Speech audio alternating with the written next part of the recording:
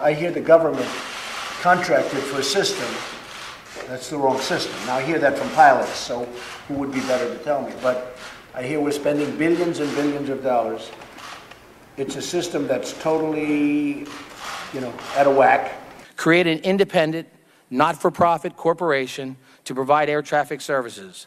Fund the new service provider by fees assessed for air traffic service. And also, since the user fees have been introduced into the 1990s, general aviation has been dying a death of 1,000 cuts here in Australia. We have the safest and best system that moves more traffic by multiples over any other country today. It's affordable. It's the best there is. It's not broken. And I keep asking, what problem are we trying to solve? Can this system be safe and broken, or should I drive?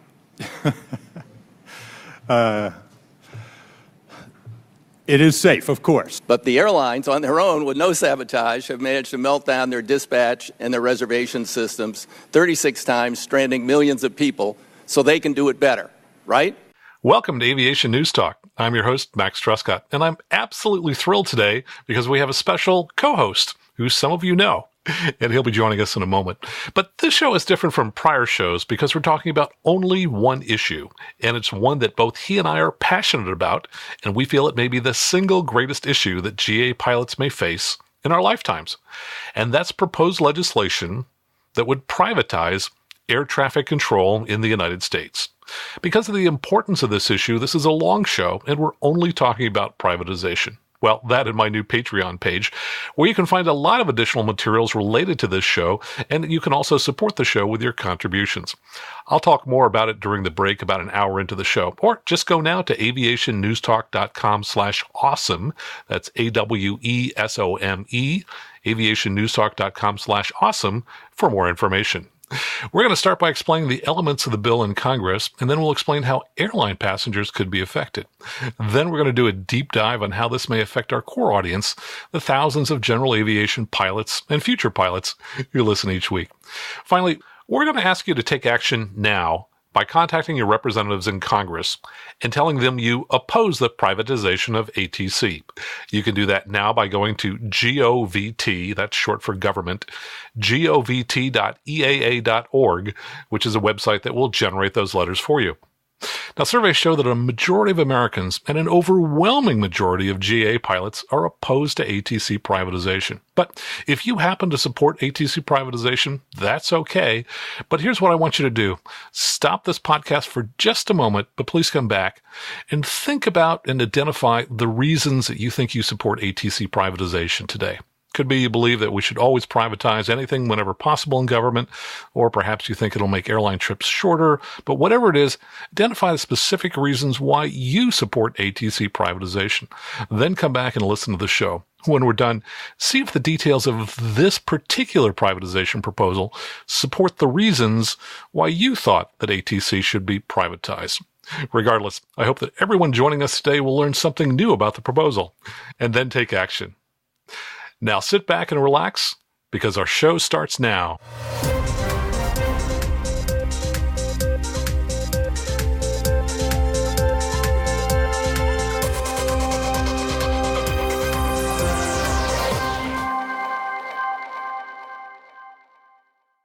Since this show is longer than our typical shows, and to help sort through all of it, I've invited a guest co-host who happens to be a very close friend to join me today.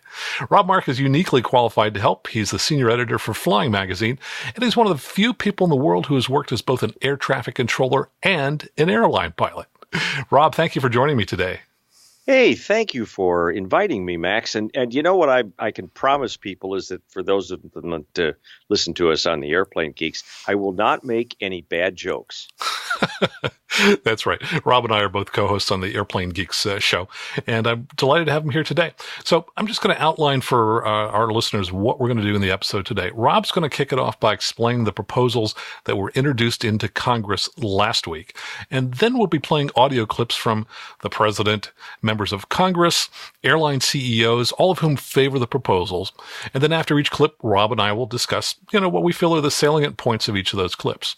After that, we're going to sit down with EAA's CEO, Jack Pelton, to tell us about EAA's opposition to privatization and a call to action where you can register your opposition. Next, we're going to hear from pilots in audio clips that have been sent to us from around the world. We'll also be hearing congressional hearing clips from your elected representatives asking questions about these proposed bills. Now, I've included links to the videos in the show notes, and you can find those at the top of your screen if you have an iPhone or iPad by touching the artwork, or just go to the new Patreon page. And we're also going to talk about the results of a Delta Airlines study on ATC privatization. And finally, we'll talk about the results of U.S. pilots we surveyed on the Airplane Geeks podcast to learn how they rate the present ATC system and how they feel about the proposed privatization of ATC. So, Rob, go ahead, kick it off. Tell us about the competing proposals that were introduced in the House and Senate last week. Well, it's been a pretty busy week, Max, and of course, just as we're recording this today, the debate is going on in the House about the FAA reauthorization bills and how that affects the ATC privatization issue. Because, of course, Congressman Bill Schuster, the Republican from Pennsylvania, was one of the first to produce a new version of the privatization issue last year. And of course, just so listeners realize that this debate has been going on for decades. First talks of privatization that I could find went back to the Bill Clinton era back in the 90s. But it keeps popping up and it keeps disappearing. And I think by this time, a lot of people are probably saying, it's never going to happen anyway. So why bother? This time, it's a lot closer than any of us have ever seen it. And under Bill Schuster's proposal, the privatization or the corporatization, depending on which term you want to use, would include essentially severing the air traffic control system from FAA and setting it up as a not-for-profit organization to be governed by a board of eventually, I think it is 13 people, 9 initially, from various aspects of the industry, and essentially running it without FAA oversight, which they believe will bring on all kinds of wonderful benefits, such as speeding modernization and reducing air traffic delays. But of course, that has not exactly been something that anybody can prove. They kind of want us to go along with that based on what they've told us. On the Senate side is a bill that says you don't need to pull the air traffic system away from the FAA in order to modernize it. If we just go in there and take the Airport and Airways Trust Fund out of the congressional budget system and just allow the trust fund to be spent for the purpose it was intended for, which is airports and air traffic control, it'll all work fine. And of course, one of the stumbling blocks we've always seen is that just when we get up to the point of understanding how much money FAA needs for the next year, Congress ends up doing nothing and does a continuing resolution, which drags it along for a few months, and nothing seems to get done. But of course, one issue on the House side is that they want to fund this entire air traffic control system with user fees that are captured from the airlines, general aviation, business aviation, you name it. They would kill the fuel tax. And of course, they would need to create a new system to collect the taxes. In the last few days, the House side has softened a bit and said, well, we'll exempt general aviation and business aviation from user fees. How does that sound? And so we have two versions of ATC at the moment, the one on the House side that says user fees and split it off from FAA, and the Senate side, which says you don't need user fees. Let's just work with the trust fund, but let's keep FAA and air traffic together as one entity. Good summary. Yeah, if you go back to one of your earlier points about privatization, corporatization, I guess it doesn't really matter, what we call it. If you look at classic privatization, the government usually takes assets and they put them up for auction, and the highest bidder gets them and then goes off and runs whatever that entity is.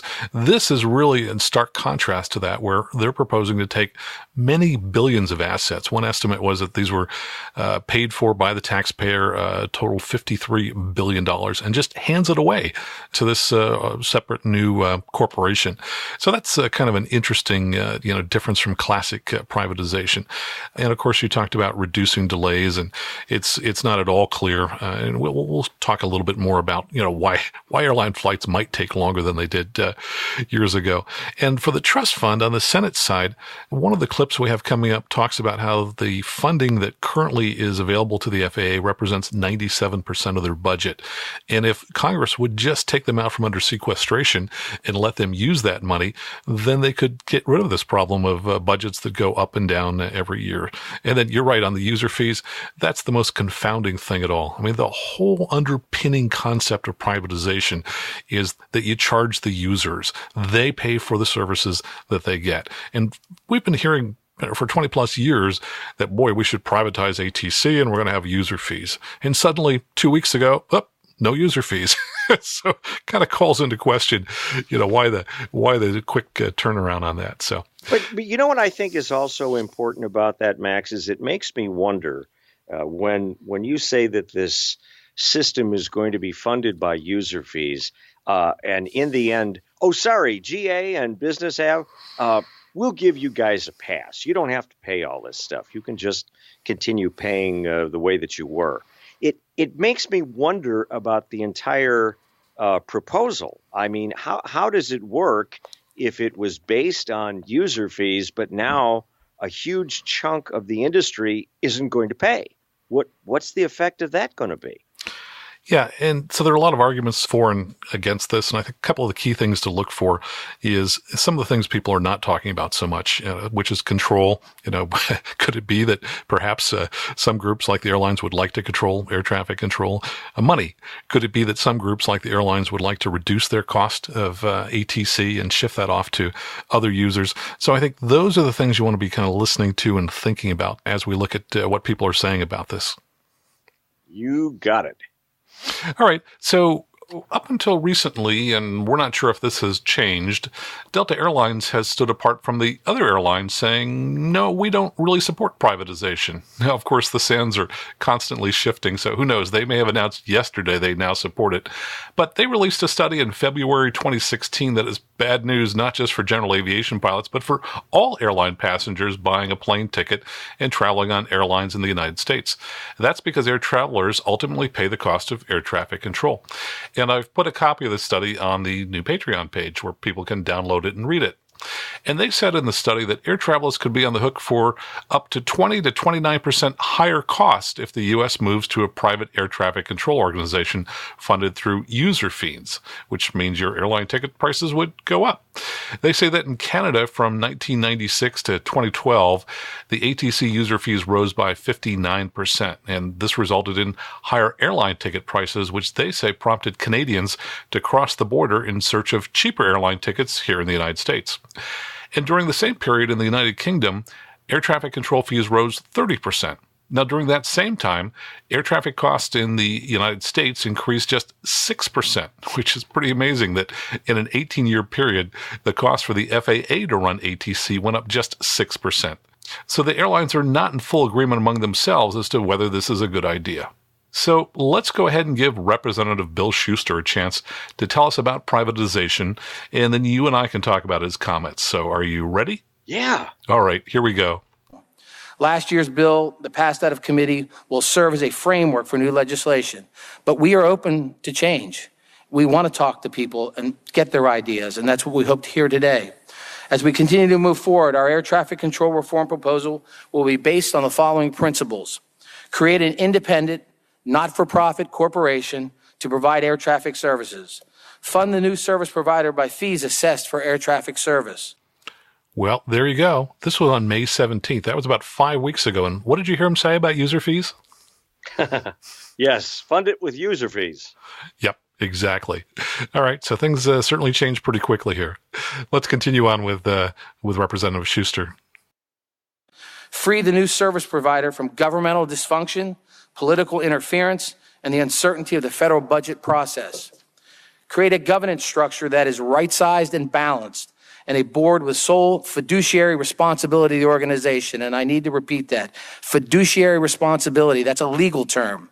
If you're on a board of directors in the United States and you have the fiduciary responsibility, it's not to who appointed you to the board, it's to the board, it's to that organization is who you're responsible for. And that's the law.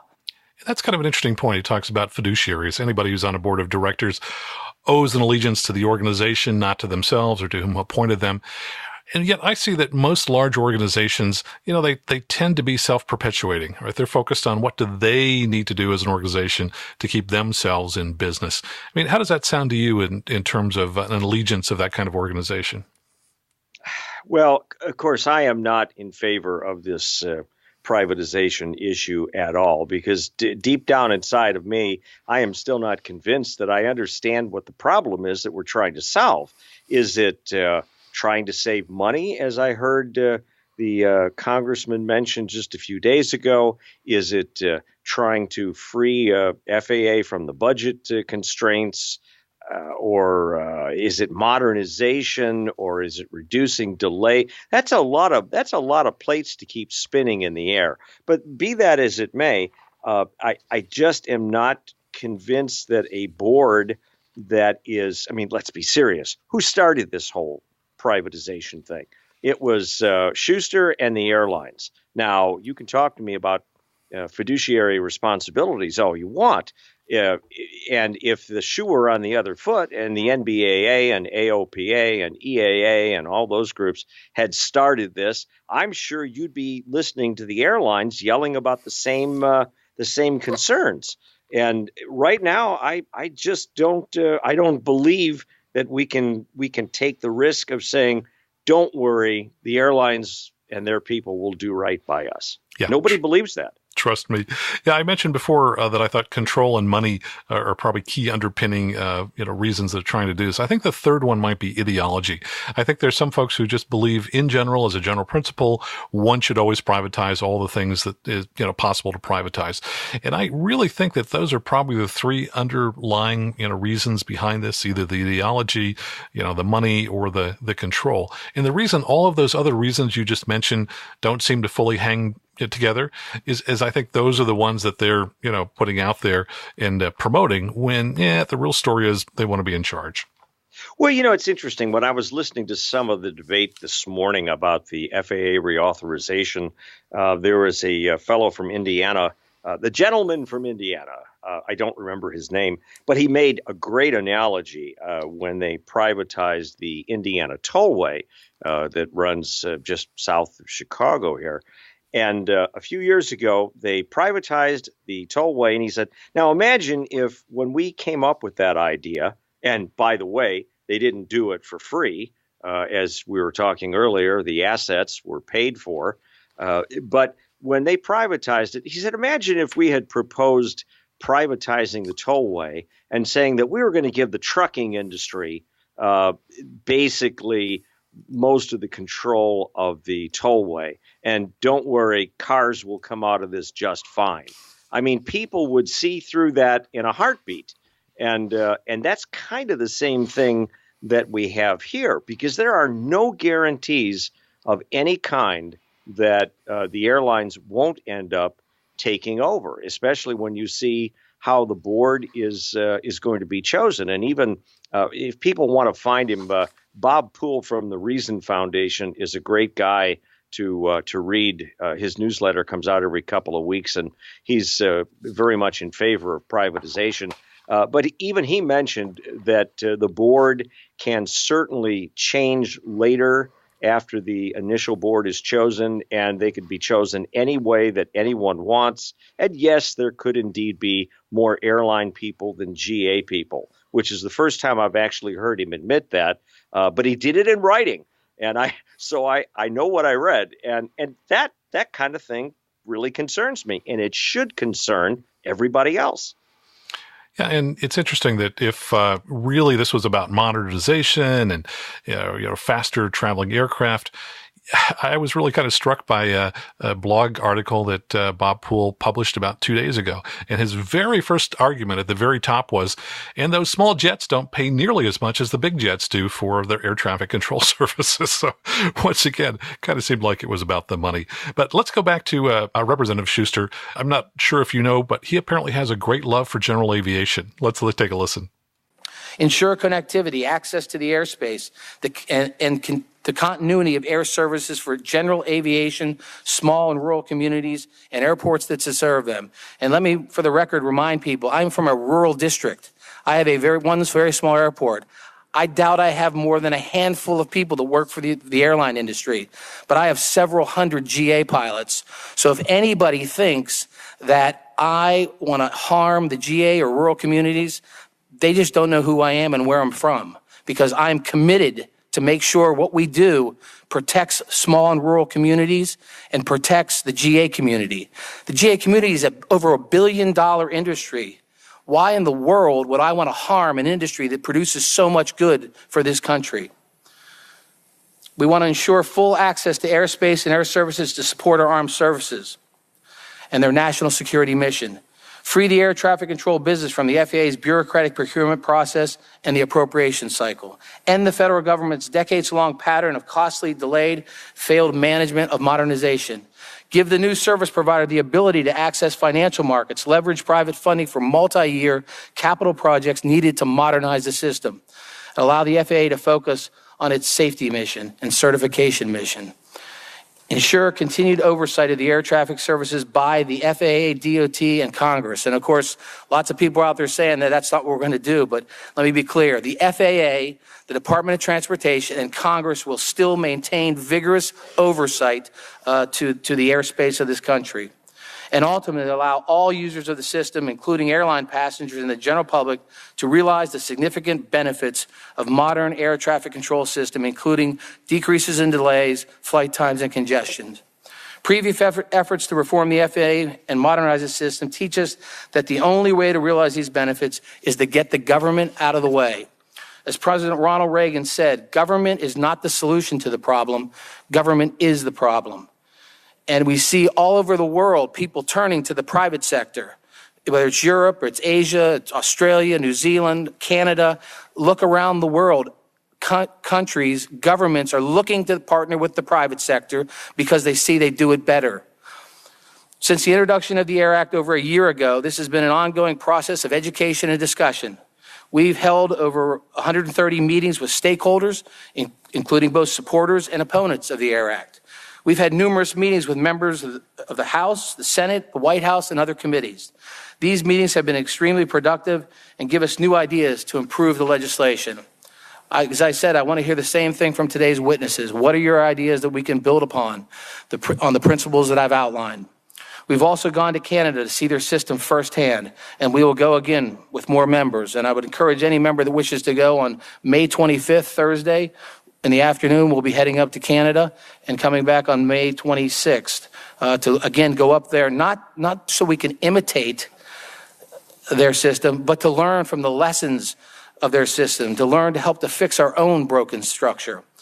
Over 60 countries have followed this kind of reform, and it's worked in each case. Opponents of reform either ignore the evidence or must believe we are less capable than the other 60 countries. And for me, that's a bit outrageous. We're the United States of America. We can do this. We can do this better than anybody else. So it's time for us to take a look and to move forward. Air traffic control is not inherently a governmental function. It's a 24/7 technology service.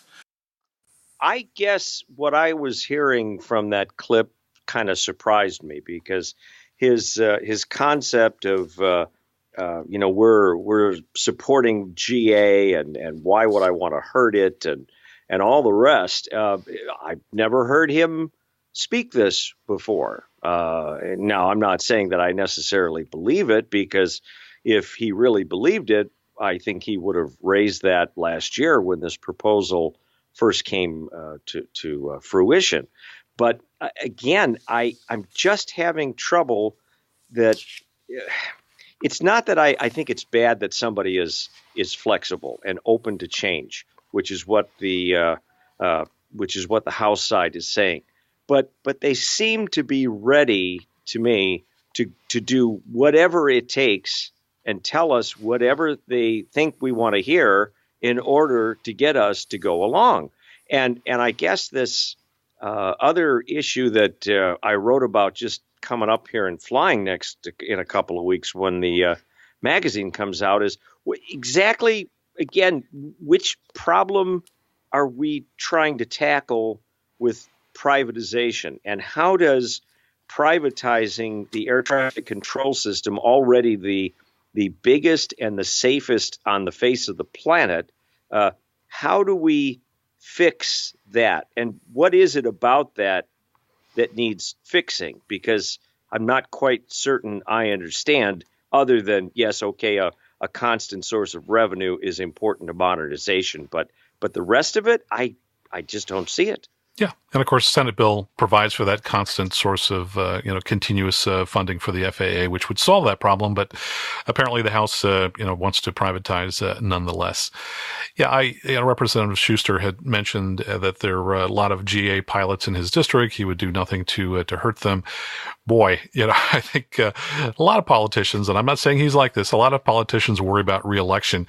And I did read somewhere in a source just the last few days that he received in the last election cycle around $250,000 from airline lobbies. So I would think that might influence him just as much as his love for general aviation pilots in his district. I think you're probably right. And again, I mean, if the GA side of the industry had put this proposal forward, we'd be on the opposite side of the fence right now, trying to defend our perspective. But unfortunately, we're not. And I think that when you look at the airlines, of anyone to give, and Bob Poole would yell at me for this, but giving the potential for airline control to the ATC system, an industry that is probably hated more than just about anybody on the face of the earth right now, and an industry that's also not exactly been proven to have its own house in order technologically in the past few years. Any of them, Delta, American, United, Southwest, any of them, I'm a little skeptical. Well, let's go ahead and hear from the top. They're getting a lot of support from the White House on this proposal. Here is President Trump, and we've got a couple different clips, and in them he's going to be talking and asking questions of Gary Kelly, the CEO of Southwest. Because I'm hearing you put I hear the government contracted for a system that's the wrong system. Now I hear that from pilots, so who would be better to tell me? But I hear we're spending billions and billions of dollars. It's a system that's totally, out of whack. It's way over budget. It's way behind schedule. And when it's completed, it's not going to be a good system. Other than that, it's fantastic. So what do you think about that, Gary? Well, I agree with you. It's when you have a project that takes that long, it becomes outdated. So it's already outdated. It is already outdated, no question. And we've spent billions of dollars on this. Has that been you or the government? Both. Oh no, this is the federal FAA. So when you say air traffic we, control, we, the government, we're paying for it.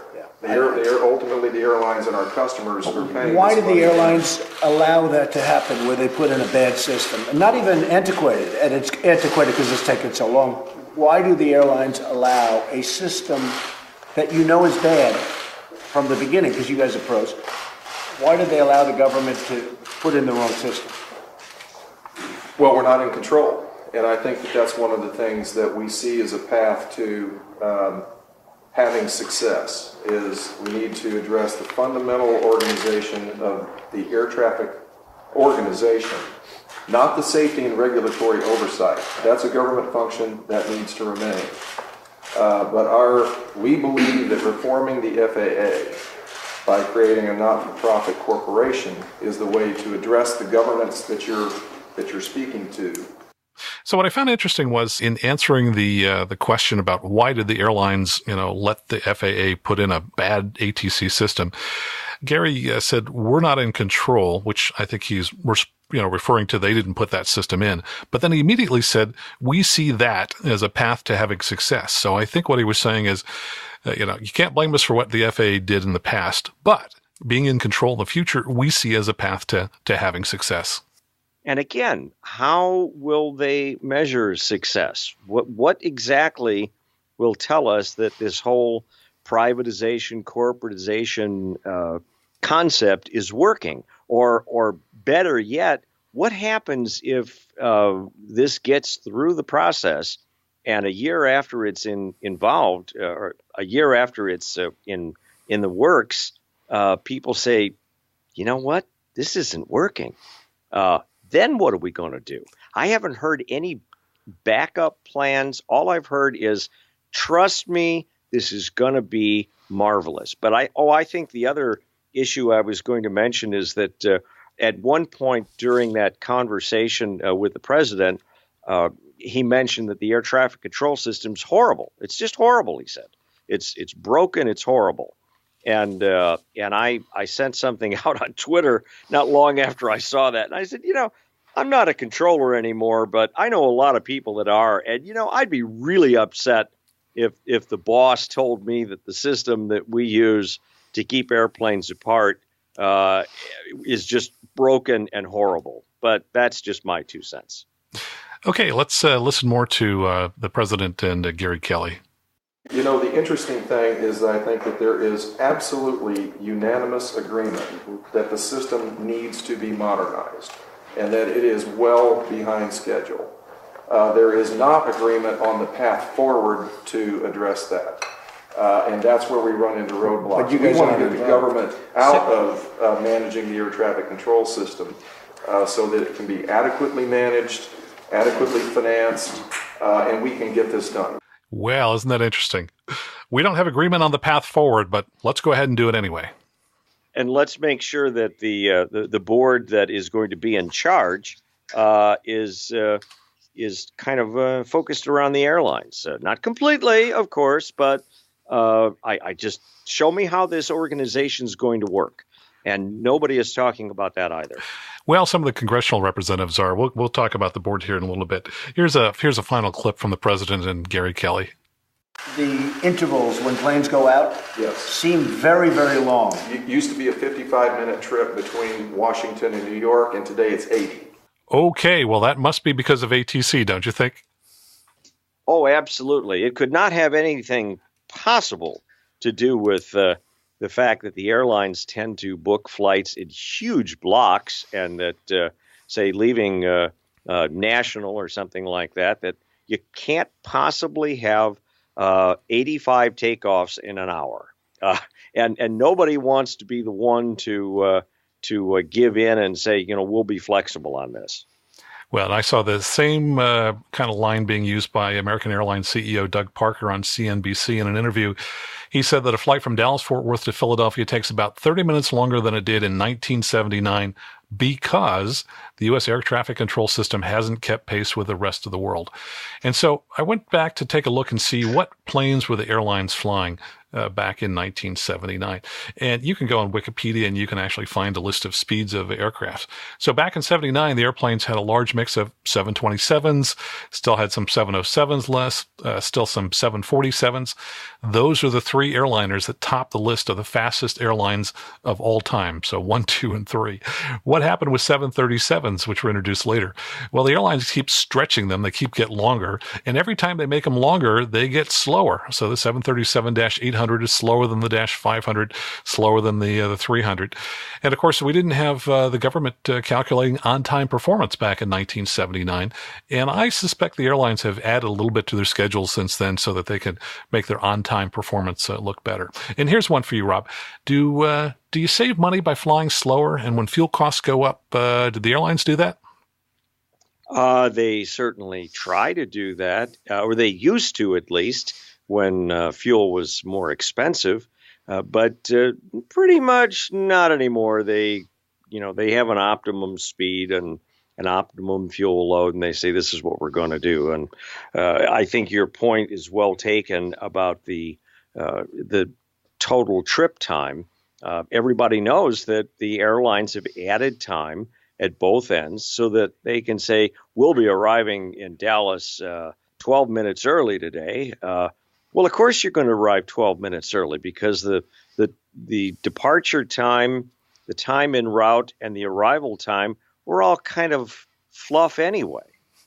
But most people don't look at it that way. They don't think about it that way, I mean. Yep. Well, we are very lucky to have a special guest on the line here. So I'm going to bring in Jack Pelton, and I will be asking him for details about EAA's urgent call to action message they emailed to members last week about ATC privatization. But first, let me tell you a little bit about Jack. He's the chairman of the board and CEO of EAA, the Experimental Aircraft Association, and he's the former CEO of Cessna Aircraft Company. And before that, Jack was Cessna's senior VP of engineering. While at Cessna, he was an active advocate for GA and often flew to Washington to meet with members of Congress about general aviation issues. Today, he's probably still doing that. Jack, welcome to the show. Great to be with you again, and this certainly is an interesting topic that we got to get all the information and data out on the table so we can rally the general aviation support to prevent privatization from happening. And that's why we've dedicated an entire episode to this issue. Jack, I'm guessing there might be a few people in our audience who are unfamiliar with the EAA. For those few people, tell us a little bit about the organization, especially its advocacy function. Yeah, EAA was founded as a grassroots movement back over 60 years ago by Paul Poberezny. And EAA stands for Experimental Aircraft Association. And back then, when Paul founded the organization, he created working with the FAA at the time, the ability for people to build their own airplanes and be able to register them and use the airspace for flying them. And it then evolved into sport pilot category being created, and then the kit manufacturing that we know today. And if you kind of look at the vision of what Paul had, he probably had no idea that there's more experimental amateur-built aircraft registered on an annual basis in Part 23 single-engine piston airplanes. So it's fascinating.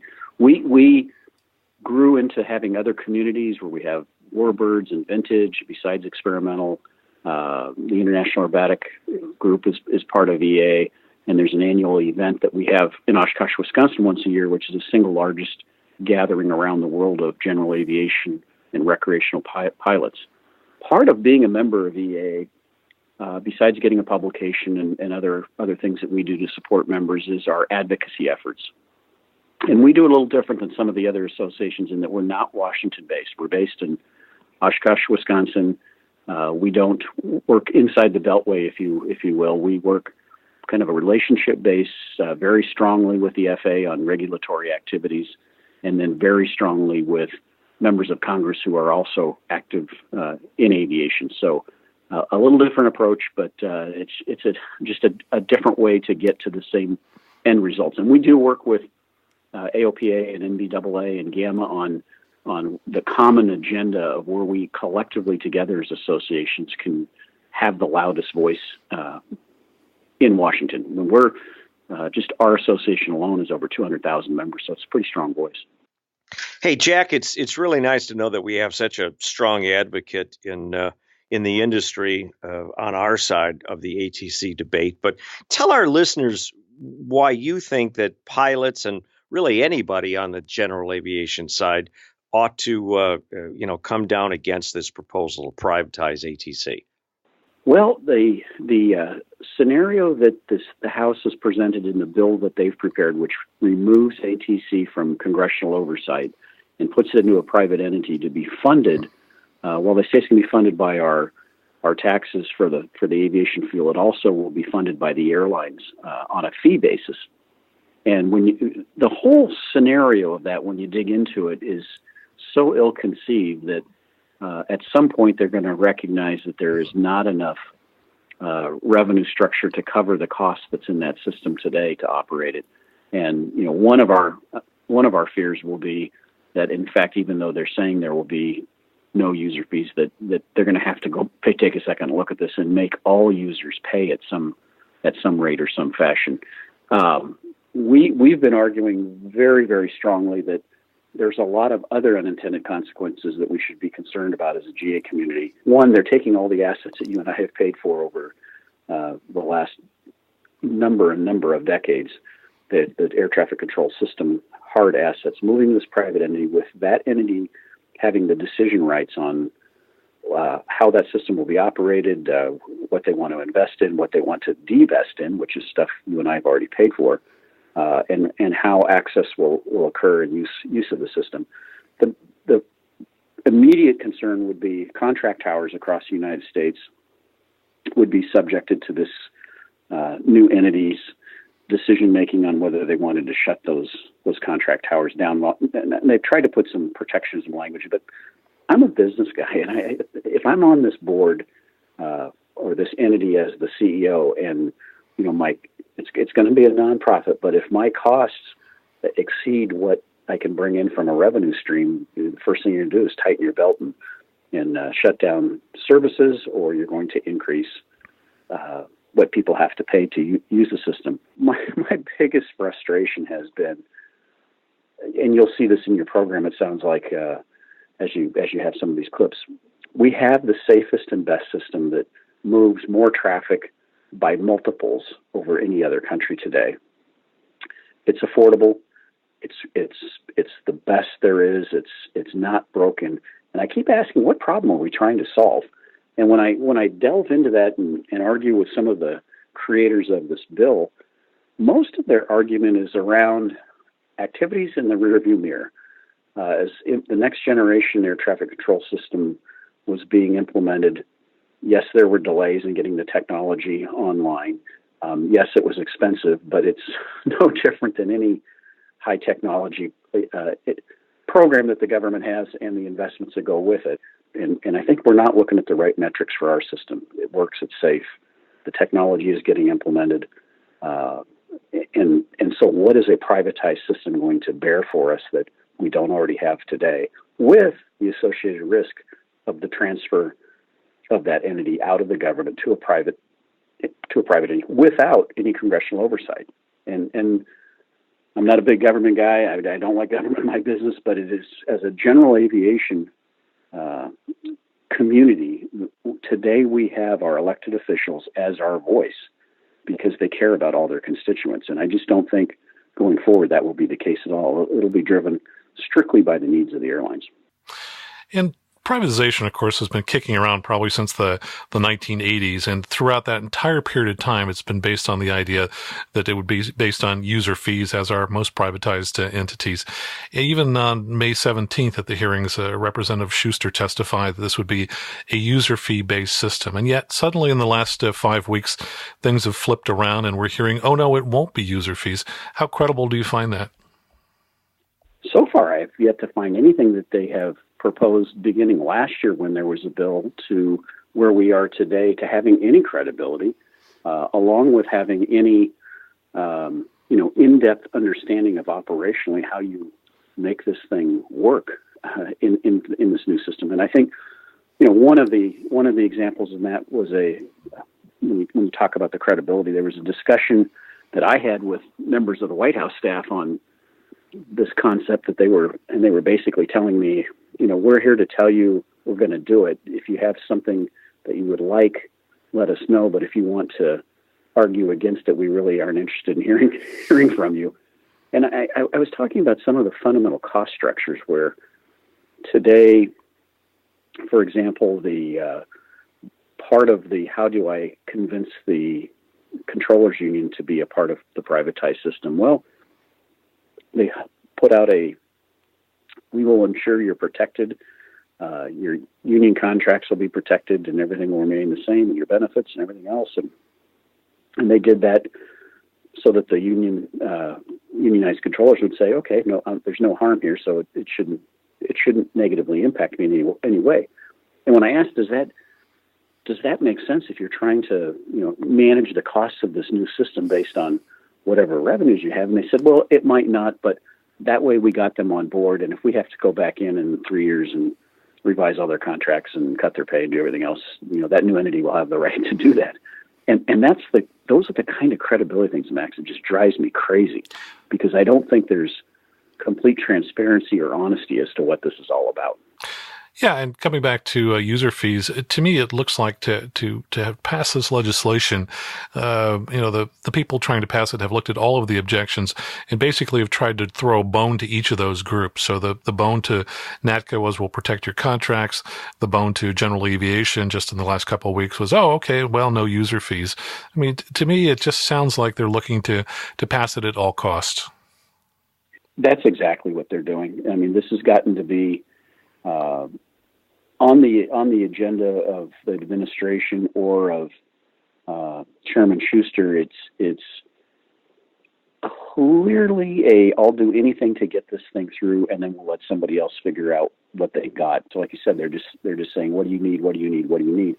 And I think at the end, Chairman Schuster and the White House is saying, well, just get this through, and then we'll figure out what we've got after it's through, and how we're going to implement it. Which I go back to, good governance and good legislation from some of the bygone era, where you really get everyone around the table, and there are some things you have to say no to, and there's some things you say yes to, but you get to a good place. And in this case, they went from saying this is what has to be in it for this to work to now we're at, like you said, you want no user fees for GA, great. You want to ensure access, great. You want to make sure the AIP funds are in place, great. You want to make sure that Part 135 is treated like GA and not commercial, great. It's like, well, they'll say yes to anything, and that just makes you got to believe that they haven't thought through the real inner workings of what is it going to take for this to be better than what we have today. Right. And once the organization takes over, they can pretty much do whatever they want, regardless of the promises. In fact, I just heard recently, and we'll talk about this later in the show, in England, they made the promise in the UK, no user fees. And then about 2013, they announced, well, they're going to be user fees. It just seems inevitable, because I look at today's system between the trust fund, which is the funding mechanism for the FAA, which has the trust fund, which is the tax on our aviation fuel, and then appropriations kicking in money on an annual basis through the House and the Senate. And then you end up with a dollar amount to run the FAA. Now we're going to be in a situation where there is no appropriations. It goes away because the government is not involved in this. And so right off the bat, maybe my simple logic looks at it and says you have already a revenue deficit, heading into day one from where you were with today's system. So where is that cost going to be made up? At some point, I see the scenario unrolling similar to Amtrak and to the post office. At some point, they're back at the well telling Congress, thanks for giving this to us, but it isn't working out. We're going to need money. And the whole thing just starts to get sub-optimized or loses the effectiveness and safety that we have today, which is darn near spotless. And so, again, I go back to what's the problem we're trying to solve? I think we're playing games with the overall headcount of the government and budgets by making these shifts of people off the government payroll but into a new payroll. And why would you do that when there could be collateral damage? Yeah, especially for something as important as air safety. So for people listening to this show, what would you like them to do if they're convinced that privatization is not a good deal for us? Well, I think the effective tool that will get our general aviation voices heard, many of the associations, and certainly ours, has a website that's called Rally Congress. And that website allows you to easily go to our link that I believe you're going to provide to the listeners, and it asks a couple questions. Where do you live? What zip code are you in? And it automatically takes you then to who your elected officials are based on where you live and vote. And there's form letters in there that will then be populated with your name and address to your congressman and to your senator. And our form letter is appropriately worded, voicing your opposition to privatization. You do have the ability to go in and tweak the letter if you would like. But what we have found is this method gets your voice right into the congressional offices, and every day they have their start the day off as to, okay, so what are people in our district thanking us for, but more importantly, what are they wanting us to ensure we do no harm to them? And these letters start stacking up, and they can't be ignored by your elected officials. They understand that their ability to get reelected is based on whether they're doing the right things for you. So that vehicle, using that website with those pre-populated letters, are immensely effective, because it can clog up the inbox of some elected officials saying, "Don't let this happen, or we'll hold you accountable." Well, the website is govt, short for government, govt.eaa.org. Jack, thanks so much for taking the time to join us today, and thank you so much for all of the work that you've done all these years on behalf of General Aviation. Well, thank you, Max. It's been great to join you. And EAA does great work on behalf of General Aviation. Let's switch gears now, and let's listen to what some of our elected representatives have to say about the proposed ATC privatization. First up, we've got Representative Peter DeFazio at one of the House Transportation Committee hearings. First off, I spent about over an hour with Dr. Dillingham from the GAO, who I would say is the foremost expert and the longest-term critic of the FAA, its procurement process, and movement toward a 21st century system. And I'm not aware that any other member of the committee has spent that time with him, and he has not been invited to testify.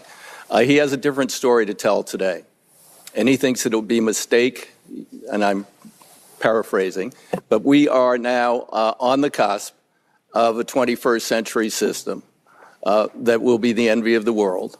And he and other experts, MITRE Corporation, others, say a massive change now, where you cleave the FAA into parts. You leave the most vital thing to our manufacturers, certification, subject to appropriations, sequestrations, and shutdowns. You leave the most vital thing that is important to the American public, which is safety and oversight of safety, subject to sequestration, shutdowns, and political meddling. The only thing that gets moved is the ATO, and the ATO would be moved and essentially effectively controlled by the airlines. I know the airlines aren't here today, perhaps because they haven't looked so great recently in public. And I'd also note that the airlines themselves have had outages 36 times. Major outages 36 times since 2015. I'm not aware that the National Air Traffic Control System has had a major disruption, with the exception of deliberate sabotage by a contractor who knew how to get the system and the backup system. But the airlines, on their own, with no sabotage, have managed to melt down their dispatch and their reservation systems 36 times, stranding millions of people so they can do it better, right? That's an interesting question. So I think that members of this committee who want to be educated on this should take, and maybe we can invite them in here, and spend that hour with Dr. Dillingham and hear the story of how things have changed and the progress we're making and the potential for disruption at this point in time. Wow. I guess he's kind of saying, and you want to give this to the airlines?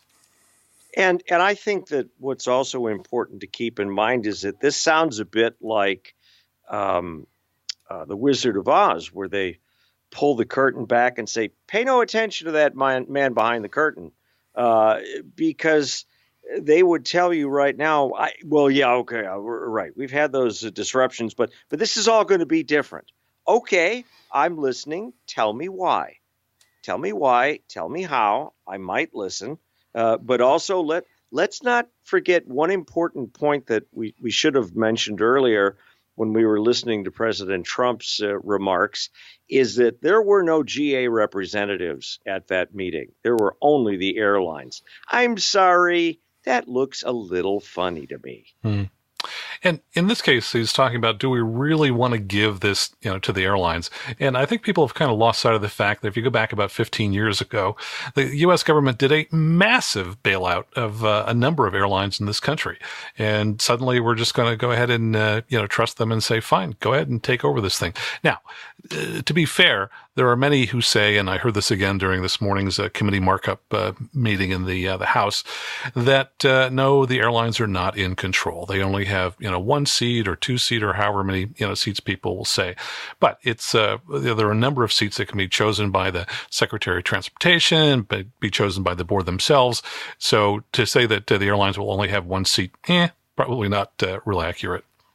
Well, and let's not forget that this week the National Air Traffic Controllers Association signed on with Senator Schuster's plan. They had, up until that point, been saying, well, there are elements of it that we like. We're not so sure about some other things, but we represent labor. And, of course, we want to see those provisions in place. I think what's interesting, too, is some controllers I've talked to, I've asked directly, so how do you like your union's national stand on this whole ATC thing? And they said, what, we don't even know what's going on. I mean, they don't tell us much of anything, which I thought was kind of interesting.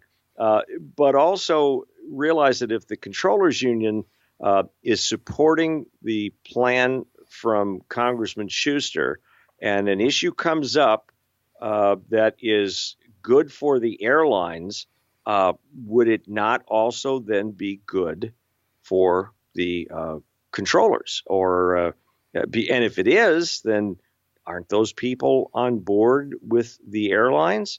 If not, if we've got it wrong, just tell me how we've got that wrong, because that's kind of how it looks. All right, let's take a look at what Representative DeFazio has to say about funding and ticket taxes. In terms of funding, the FAA is currently projected over the next decade to be 97% self-funded. Unfortunately, the way our colleagues around here in the budget process works, despite the fact they're self-funded, they can be sequestered or shut down. That's a simple fix. Take it off budget. Make it into a trust-funded program. They are raising the revenues. That's a simple fix. No, we're going to cleave it in half, put vital functions over here, still subject to sequestration shutdown, and take this one part and put it over here and say somehow they're going to self-fund. Now, the question, of course, is how are they going to self-fund? The airlines have told me time and time again they hate the ticket tax. They hate the ticket tax. They say that's our money. I say, no, it's not your money. I buy a ticket, I pay the tax goes to the government. It's not your money. They say, no, that affects the price of the ticket and competition and everything else. It's a horrible thing. So if they do away with the ticket tax, there goes 70% of the revenues. What are they going to put in its place? It's going to be a per operation charge or something. We don't know. Congress will have no say over this. We don't know. You'd think you'd have answers to those questions by now. Well, and I think that's a very good point that he mentioned about who is going to be overseeing this new organization. For the longest time, there was talk that there would be no congressional oversight. And then just a few weeks ago, DOT Secretary Elaine Chao was quoted in Politico saying, oh, no, that's not true. We would never give up control of something like this. People will always have the right to talk to their members of Congress if there's something that they don't like, or there'll be plenty of opportunity to talk about it if people are upset. And I thought to myself, we're going to go to our congressperson if this new company is not running correctly, and they're going to listen to us and they're going to take action. Okay. That's the way it's worked in the past. It's pretty clear that's not how it will work in the future. Everything I've read said that Congress will have zero oversight, so we can complain to Congress all we want. There was a clip, which I didn't include here, in which Mr. DeFazio had a very large chart that he displayed with all kinds of, it was a block diagram. And he said that to increase fees, they would have to get approval by the Secretary of Transportation. And that if the Secretary didn't agree with anything they wanted to do, then they would have to go to court to litigate it. And I thought, wow, you're going to start off a brand new organization where issues get litigated, every single one in court. This is really remarkable that there really will be very little oversight or control. And the people on the GA side are saying, guys, I don't think this is going to work. Or if it is, I just don't see how, because there are so many issues like this that, the average Cessna 172 owner might not even be thinking about. But when they're raised, people say, oh, I didn't know that. But that's really the other issue, is that the entire industry has just said no user fees, privatization, bad. And people say, well, I don't know. Let me think about. But when you get into the weeds like we're doing right now, you start to see the gremlins in the potential network. Yeah, it does seem like voodoo math, and that we're going to do away with user fees, we're going to do away with ticket taxes. Somehow, magically, this is all going to get funded. So let's get a little bit more information about funding and talk about what happens if this new corporation fails. So let's see, if I think about it, funding, sequestration, shutdowns, that all has to do with Congress. So if we had the FAA with its current funding sources, 97% projected over the next 10 years, so just a few efficiencies would get us to 100% self-funded without meddling, exempt them from sequestration and shutdowns. Would that solve many of your concerns? I'm not saying all, but would that solve many of your concerns, Mr. Rinaldi? Yes, as I said in my opening statement, we don't believe there's one answer to the problems here, but we do believe the status quo is unacceptable, and we would not look at a for-profit model. But we would look at anything that was proposed and just hold our core principles against. Well, let me just interrupt quickly, Mr. Brown. When we had, last hearing, one of the many Mr. Poole's been to, he said if there was a problem and ATC became insolvent, customers would have to pay more. And then the question, of course, becomes, if it then fails, who's responsible? Who would be responsible if the ATC failed financially in this country? That's one of my risk calculus when I think about this problem. The day the assets move out of the public sector and into the private sector, we've moved the essence of the system and the people with it. And there's no way we can spend one day without that system full functioning and healthy and thriving. And so all the financial risk accrues to the people regardless of where that monopoly reports. Too big to fail. Too big to fail is my concern. I think I've heard that before. Thank you. Yeah. So what do you think? Is it possible this thing would fail? And if it did, who would bail it out? Well, I think we would be foolish to look at this change as radical as it is and sit here and say, it'll be fine. It could never fail. I mean, how many institutions have we dealt with in the last few decades that have really surprised us? I mean, and to say that it can't possibly fail, and beside, we have no backup plan anyway, I just think is absolutely insane. Yeah, it is pretty amazing.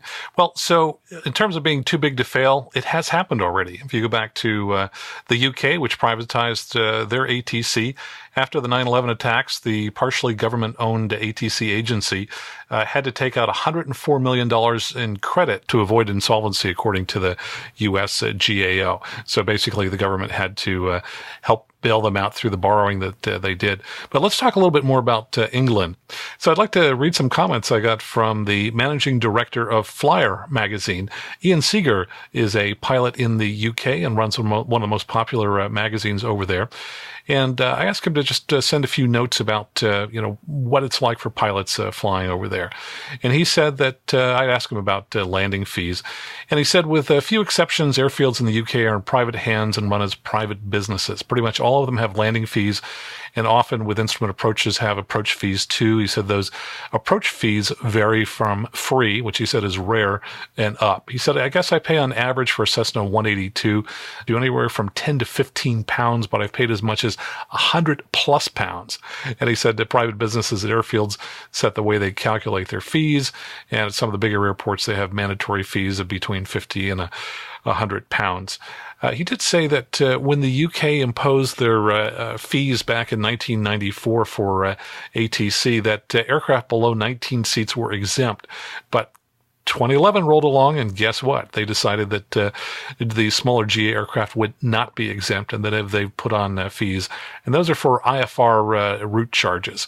So he says that if you're flying VFR, still no fees. But if you're flying IFR, that if you have an aircraft greater than 2 tons, which, for example, might be, Piper Seneca, that on average it works out to about 50 pounds per hour for a piston GA aircraft to fly IFR ATC throughout Europe. And of course, we mentioned earlier that fees rose by 30% from 1996 to 2012. So what do you think? Does that sound like a fun system? Well, no, it certainly doesn't. And I can add another anecdote to that when I was over in Germany last fall, I went over to fly the Remos, the new Remos aircraft, and we were at a little strip that is maybe a 2,500 foot hard surface strip out in the middle of nowhere, up near the Baltic Sea. And we are doing takeoffs and landings, and I'm flying with the instructor from Remos, and every so often out of the corner of my eye, I look over and he's jotting something down, and I thought, wow, the guy's taking notes on my performance. Wow, I hope I'm really doing a good job here. And then after we landed, I said, so what kind of notes did you have? And he said, oh, I wasn't taking notes on you. He said, I was ticking up the number of takeoffs and landings we did because we've got to pay the navigation system. And I thought he was kidding. I mean, and we really were out in the middle of nowhere, almost in a farmer's field, and they had to pay for every single takeoff and landing. Now, I don't know how much it was. Maybe it was $5, but $5 to land out in the middle of nowhere at an airport that has no lights, no services, no approaches, nothing, is just insane. I'll grant you, that's Germany, but that changed from what it used to be. Well, and that's pretty much the case in many countries in the world. Another comment that Ian made was, I've landed a Cirrus at Atlanta. That would be Atlanta's main airport here in the U.S. after filing an IFR flight plan. If I wanted to land at some of our much, much, much less busy regional airports, it would have cost me much more. But more importantly, it would have been way more complicated, mainly due to attitude. Now, that's kind of interesting. So I think what he's saying is, we don't want to have to deal with those small aircraft. And that is another issue that people are concerned about here, especially when we go back to the discussion of, oh, don't worry, we're going to exempt GA and business aviation from user fees. Okay, well, how do we know that controllers won't be given a new mandate? And of course, what we're used to here in the States is air traffic is essentially a first come, first served basis, that they might not say, well, the airlines are the ones paying all the money, guys, so we'll get back to you as soon as we have time, and you just circle out there and be patient. There's no guarantee that something like that wouldn't happen. Yeah. And to be fair, we want to make sure that we're really clear that there are 2 separate kinds of fees that are being charged around the world. There are fees for using air traffic control, and that's what's being discussed here in the United States. There are also fees for landings and other things related to the airports themselves. So I'm going to cue up a clip here from Antoine. He is a listener to the Airplane Geeks, and when we did our survey on ATC privatization a few months ago, he had a number of comments about fees when flying in France and Switzerland. And again, some of these are going to be landing fees and airport fees and not just ATC fees, so keep that in mind. Hello, my name is Antoine, and I'm a private pilot who has flown in both France and Switzerland. I am taking these few minutes to share a few facts and opinions about what the privatization of Swiss ATC has done to general aviation in the country. Of course, this is only one example of privatization, and there are definitely more than one way of implementing such a system. Let's start with a few facts. Let's say you want to access full meteorological briefings for flying in VFR in Switzerland. Well, that's going to cost you approximately $50 per year. If you don't pay this, then you only have access to mainstream information that you can see on the news, plus METARs and TAFs. Now, let's say you want to fly an IFR or VFR flight plan. If you choose to use the system provided by the Air Navigation Service Provider, as we call it here, you will have to pay between $3 and $4 per flight plan. Oh, and if you want to fly IFR, be prepared for a nightmare of routing and altitude restrictions, as the system is only designed for airliners. So if you're flying below flight level 100, then it really is tricky. Now, you're all ready to fly. Let's say you're flying to Lausanne Airport, a smallish size airport for Switzerland, from France. You will have to pay approximately $120 for landing, ATC, and whatever other fees. Of course, for this price, don't expect an FBO like you'd get in the US. You get absolutely nothing other than the right to land and exit the premises. Now, let's say you wanted to fly to the Alps in another airport in the middle of a beautiful alpine valley in Sion, for example. There, they will charge you upwards of $60, and you get nothing else than the right to land. No FBO, no nothing. Now, let's say you're thinking about going into Zurich and Geneva, the two main airports of Switzerland. Well, in this case, be prepared for a nightmare of slot allocations and prices ranging upwards from $200 to $250 for just landing, taxiing, stopping the engine, and exiting the airport. Now, how about the sectional equivalent chart that covers the entire country, which is smaller than the state of New York? Well, that's about $28 per year, of course. Want the bundle with the more detailed maps of Geneva and Zurich? Well, now that'll be $36. How about all the essential aeronautical information that is the AIP? Well, it's $150 per year, of course, if you only want the VFR part. Are you tired of this yet? Wait. Don't forget, if you have an aircraft with a maximum takeoff weight above 2 tons and you fly IFR, then you have to pay Eurocontrol en route charges. This you will pay per mile flown, and, well, you're in luck. Switzerland is the most expensive country in Europe regarding these charges. Now, also, in the US, you get the FAA's certificate in the mail for free. Well, in Switzerland, you will have to pay every time you add a new rating or pass a BFR or an IPC or any sort of checks. Well, how much is this going to cost you? You'd think it'd be free, but no. Then you have to get a new license every time, and it costs from $150 to $450 every single time. Want to pass an ATPL theory exam? Well, the first sitting is $800 and the subsequent ones are $400. How about language exams? For, let's say, English if it's not your native language. Well, you will need to pass a mandatory course, which is at least $1,000 plus $300 of exam fees. Okay, technically these items are not related to ATC as they're handled by the regulatory authority. But the idea is that once the billing starts, there is no end in sight. In such circumstances, it becomes difficult to argue that privatization has not had an impact on safety, especially when you charge so much for aeronautical information and weather.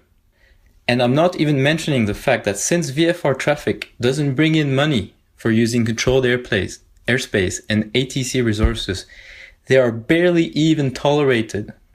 In the case of Geneva, for example, the standard reply of flight information services when you call them up is, "Hello, identified, keep out of the Class Charlie airspace." I am not saying that there is no possible way to implement privatization correctly. What do I know? There may be a way.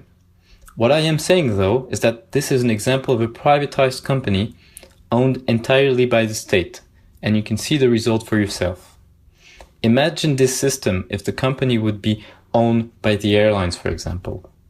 I'll finish by saying that if you ask any private pilot in the world what the paradise for general aviation is, you can be sure that he will reply the United States. If privatization is passed through, I am afraid that this paradise will diminish greatly. And it's unfortunate because what you have going on currently is admired throughout the world. Yeah, everybody loves it the way we have it here in the United States. And I think another thought is that how many people come to this country from Europe, from Asia, from other places to learn to fly because it is so cost effective. But if this gets to be like that in Europe or any place else, they won't be coming here. But then where are all the new pilots going to come from that are going to need to man those thousands of airplanes we keep hearing about in the forecasts? unless, of course, we wait and assume they will all be pilotless anyway. Oh, there you go.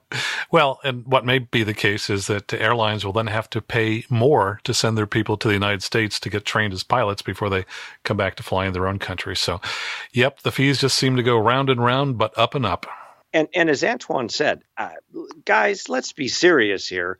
When we talk about user fees, taxes, whatever you want to call it, show me a tax that was initiated somewhere in any state in the union that was repealed later and that money was no longer taken from the taxpayer.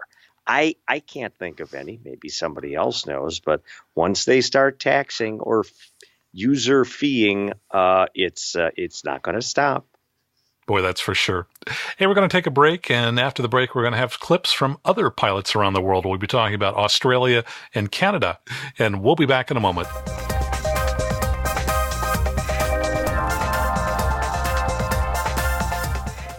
And this is the part of the show where I talk briefly about ways you can support the show. And I am really excited because I just created a new Patreon page where you can get additional content related to the show and also make contributions to the show.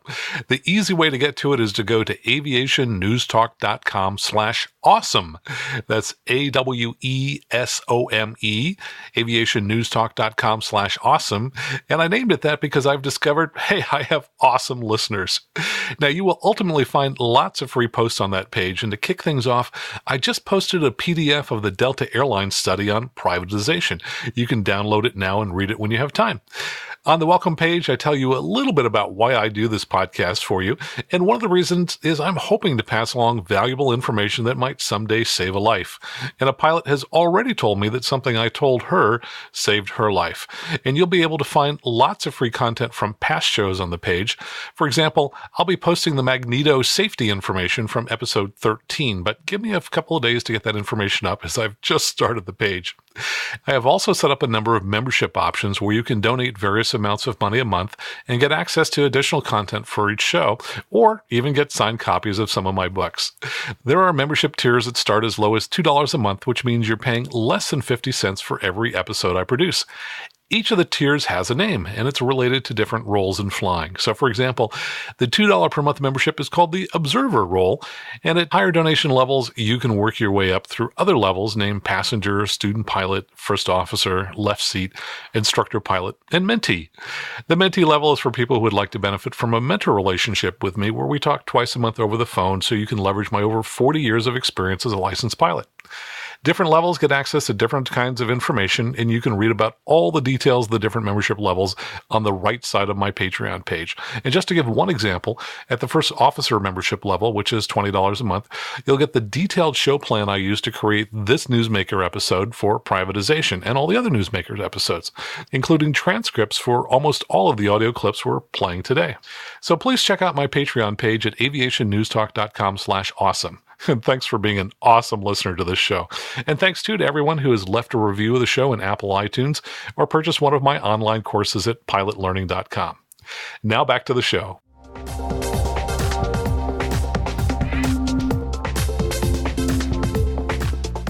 And welcome back. Let's talk about Australia. So there are really two functions down there, airports and air traffic control, and they are separate, and only one is privatized. It's the airports. So air traffic control is in a separate corporation that reports directly, as I understand, to the government, called Air Services Australia. So they're government owned. However, user fees were enacted, and fees on general aviation apparently were increased. But the good news is Australia caps these yearly increases at 7%. Wow. that's a pretty big... Sounds like college tuition here in the States. There you go. Yeah, exactly. And then the regulation is really kind of interesting. You know, we've talked about here, if we have privatization in the U.S., there's no longer much oversight going on.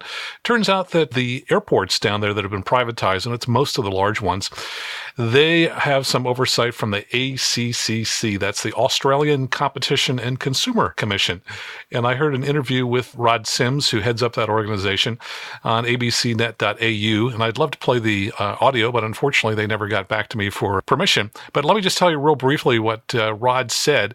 He talked about how they've been charged, the airlines and ultimately the passengers charged $1.6 billion more than they would have charged if fees just increased at the rate of inflation. He talked about the parking charges, profit margin on those, 56% profit margin at Perth, 73% at Sydney. And with Michael Jamba, the interviewer, asked him about, do you regulate these people? And by the way, let me just read what it says from the ACCC website. It says, "We are Australia's competition regulator and national consumer law champion. We promote competition and fair trading and regulate national infrastructure to make markets work for everyone." In answer to the question, do you regulate them? He said, "Oh no, we're not the regulator. We regulate them like we do under the General Competition and Consumer Act, but you would have to find breaches of the act. And I think the airports have got tremendous market power and are using that, and that's not illegal, but they are completely unregulated. Various governments over time have set them up that way.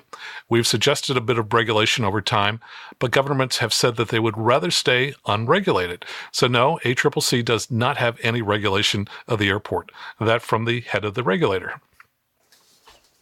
Oh, goody. Yeah. I think we should get that system here in the United States. What do you think? Oh, my Lord. But you know what really is just positively frightening to me about all this is that I'll bet you in all of these countries, obviously in Australia, we could talk to our buddy Stephen Grant down there about that. I'll bet none of these people ever thought it would end up the way that it was probably proposed initially to them. And it just kind of snuck up a little of this, a little of that, and before you know it, your GA system has kind of disappeared. And I think that's the part that all of us should be really, really frightened about. Make them prove to us that this isn't going to happen. And I haven't heard anybody say that anything other than, "Oh, don't worry, it won't be." Well, let's listen to Patrick. He's a pilot down in Australia, and he'll tell us what it's like from his perspective. Hi Max, my name is Patrick and I'm a private pilot living in South Australia. I've been flying since 1985, learning to fly powered at what was a very busy and thriving general aviation airport with over 10 flying schools, which is now a sombre place with only about 2 flying schools left, one of which trains international pilots and hardly any aircraft maintenance services left on the airfield. Our Civil Aviation Safety Authority, which manages the legislative aspects of flying in Australia, and Air Services Australia, who provide the air traffic control services, are not privatised here.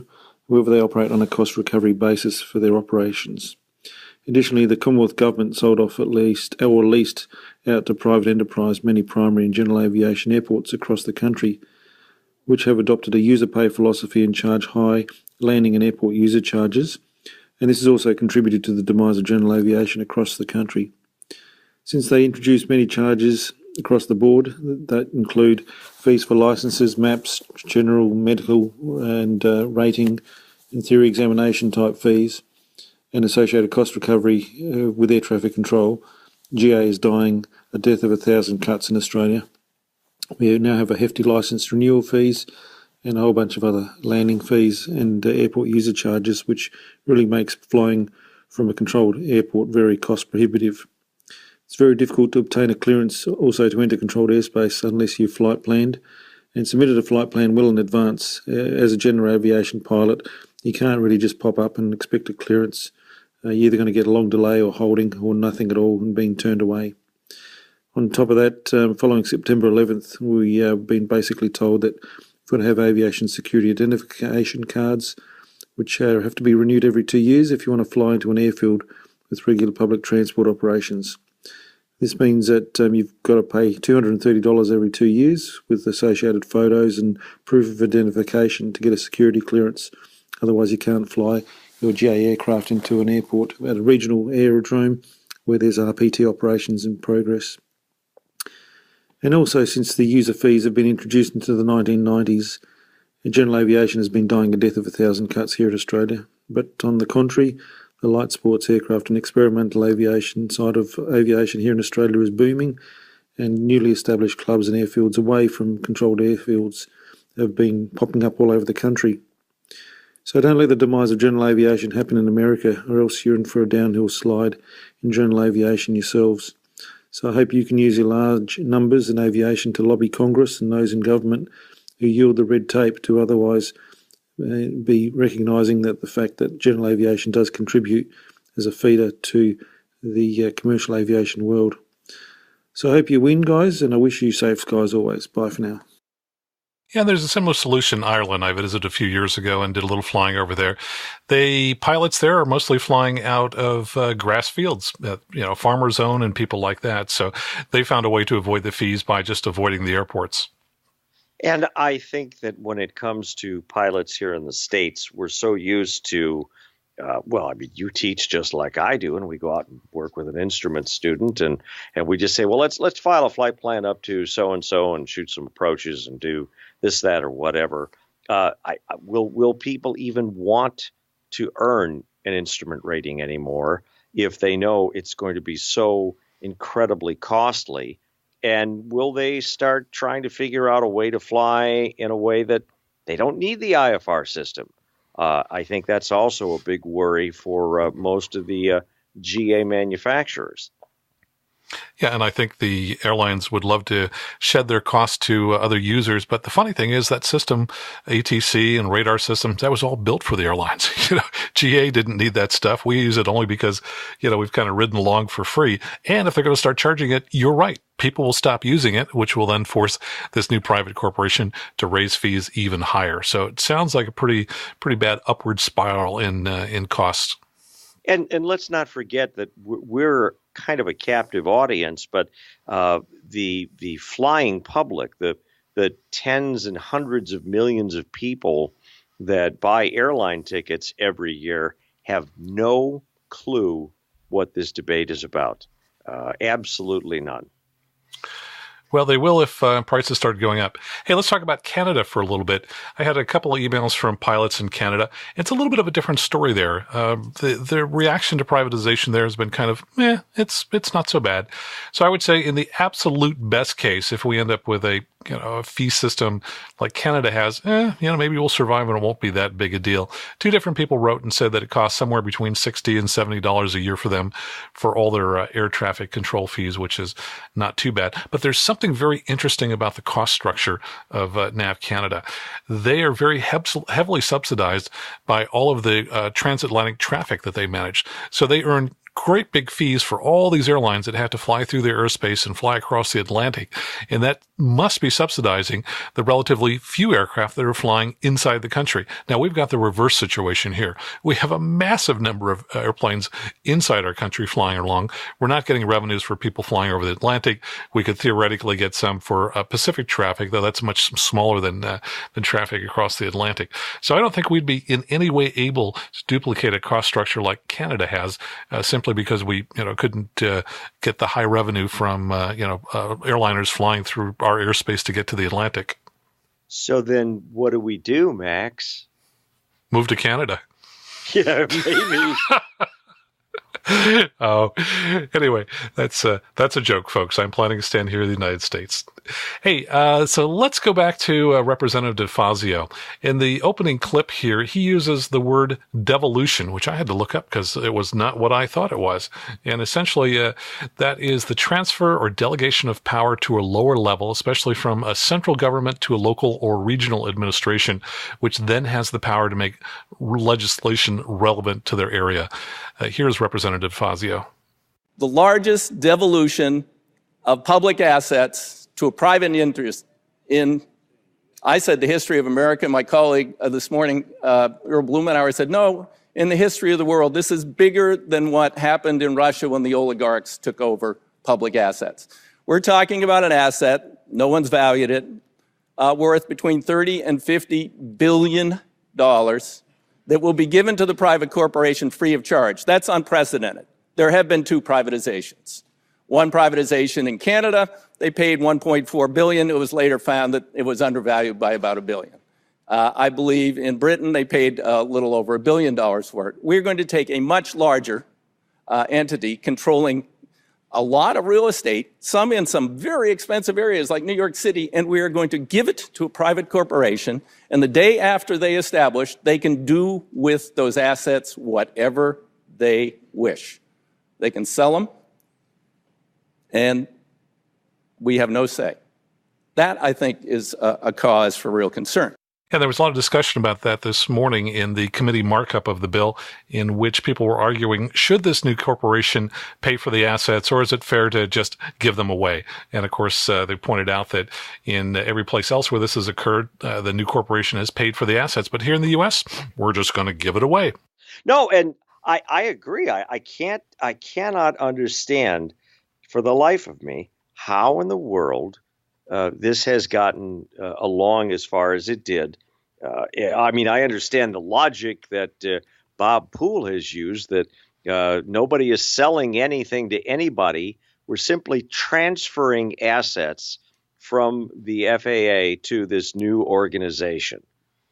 Okay, so how about a transfer tax? You know, I mean, but to say that, you know, there's no cost involved, but from this point on, it's going to all work fine. Well, you know what? I can think of a couple of different businesses I could run. I could run an airline if somebody gave me all the airplanes to start with. And I mean, how does this get past people? Yeah, exactly. Hey, so Representative Nadler last year in a committee hearing was talking about these assets, and he wanted to know, hey, would the airlines be willing to pay for them? Mr. Callio, the UK and Canada have been cited as examples of where privatization has been done before. But they both received payment for ATC facilities and equipment they transferred to the private corporation. Is privatization so important? Would the airlines be willing to reimburse the federal taxpayers for the fair market value of the assets being transferred in effect to them? It's true that there was a reimbursement. It was about $1 billion in the UK, $1.4 billion in Canada. I would point out, Mr. Nadler, that the airlines aren't going to run this new entity. It's going to be a variety of... But they will dominate it effectively. I don't believe that's true. All right, we can dispute that, but I ask you a simple question. Would the airlines be willing to reimburse, or would this company reimburse the federal government over time, 53 or whatever the fair market value? I think it's the beginning of the process, and that could be determined down the line. I think you'd have to look at it. Would you support that in the legislation? No. Airline passengers... Okay, thank you. Heck no. Well, and why should they? Because it's already been a proposal that they're going to give it to them for free. I mean, Max, you know, we've got this great Lamborghini, a Tesla. You can have it. We're going to deliver it to your door tomorrow. Oh, cool. Oh, wait a minute. On second thought, we're going to have to charge you for it. Oops. Oh, well. Okay, we'll talk. Yeah. So a major key to a new privatized air traffic control system is the board of directors that would run it. So I'm sure everyone is familiar with it. Well, most everyone. Here's Representative Garamendi. Madam Secretary, thank you so very much for your testimony and for being here. There's two sets of questions. One dealing with the board of directors. You mentioned 13. Could you expand on who is on the board of directors and how they are selected? I will do that. It actually tries to be very fair. And I don't have that with me, do you? Basically, it's 13. Each of the stakeholder groups will be able to nominate a certain number of people, like General Aviation, they'll nominate 2. Airlines will nominate 2. And then it comes to the Secretary of Transportation, and she appoints some, and then she accepts the nominations of the the stakeholder groups with who they recommended. Obviously, we're rather interested in that because yes, that is the power structure, and I take it at the moment that that is not yet defined in a specific proposal. The initial board is, and I'm remiss in not being able to specifically mention that, and I'll ask my staff to give it to me right now. And then that will be, so, but basically the principle, thank you. Okay. It says here, The initial board, the board would represent stakeholders, so we want the stakeholders to be in. We would like to know who the stakeholders are. Oh, okay. It'd be the major airlines, unions, two of the largest aviation groups, AOPA, NBAA, two of the largest airport trade groups, ACINA and AAAE. And then 2 members will be selected from the airlines list, 2 members from the unions list, 1 member from the general aviation list, 1 from the airports list, 2 will be selected by the Secretary of So Transportation. ultimately, the Secretary of Transportation will have the responsibility and the authority to select the individual members from a list presented by by those stakeholder groups. So the Yes. power resides with you I can only. and your successor. Well, whoever the Secretary of Transportation is would select, this is the initial, so I would select out of the nominees that are presented to me. I understand. I can't go out to like other people or whatever. Well, we know this game and we understand how that works. Well, so that's a quick description of what we think the construction of the board is going to take a look like. We've got a couple of other cuts from Secretary Chow. Any comments on that one or before we move on?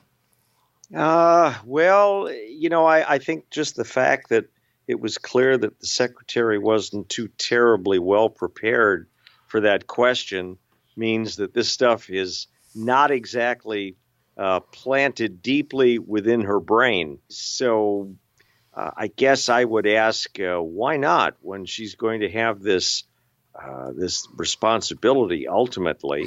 But who decided it was going to be the DOT secretary anyway? Yeah, and I think it's probably been a moving target as to what the composition of the board is. But yeah, I am kind of surprised she didn't have that on the top of her head. That seemed like an obvious question that would be asked at the hearing. Let's take a listen here to Representative Fazio talking about the fiduciary responsibility. Last year, the bill required the secretary to appoint directors to act in the public interest. We've now changed that to say they have to act in a fiduciary sense for the interests of the ATO. There's a pretty big difference between the public interest, which could go to what sorts of fees would be assessed. I mean, optimally, I'm acting in the interests of the ATO. I want to tax the heck out of people because I want more money. Congress has nothing to say about it. So is that in the public interest, or that's following the fiduciary rule, but it may not be in the public interest if you do it in that manner. So I think some refinement and restriction on the 4 discretionary board members, 2 who are purely political and 2 who would be chosen by other board members is merited. And nowhere in the bill is the word consumer or air traveler anywhere in that bill. And I think that's an oversight. Interesting, huh? Last year, they were going to be responsible to the public. This year, they were responsible to the organization itself. Yeah, I'm sorry. I'm having a little trouble following this. Does it keep changing? It certainly does. But I think that all, as I mentioned before, organizations, their primary role is to self-perpetuate. So, wow, if they're not responsible to the public and they're just responsible to themselves, man, you can imagine that bureaucracy is just going to grow and grow and grow. But that's not a bureaucracy. It's going to be a not-for-profit organization overseen by somebody responsible to themselves. But trust me, this is going to work. Absolutely. But you'd think that getting, those 20, 30, however many $1 billion worth in assets for free, that should be enough to get them started, right? They wouldn't need any extra seed money on top of that, would they? Nah. My second set of questions deal with the issue of the $5 billion that would be transferred immediately to the new organization. Is that correct? That's the Aviation That has Trust not Fund? yet been decided. I thought in your testimony you said there's $5 billion that would be available to the new organization. That's the Aviation. No, I'm just saying the $5 billion up to now, the funds, which is over $5 billion in the Aviation Trust Fund, is not used by FAA at this point. So it's like you have this huge fund. People paid more into it than you spend out. But what are you proposing to do with that money? That again is the capitalization. So we want to discuss with Congress on how to deal with that. I'm sorry, please. I didn't understand that. This is part of the capitalization of the new entity. So that money So would no be- decision has been made on that.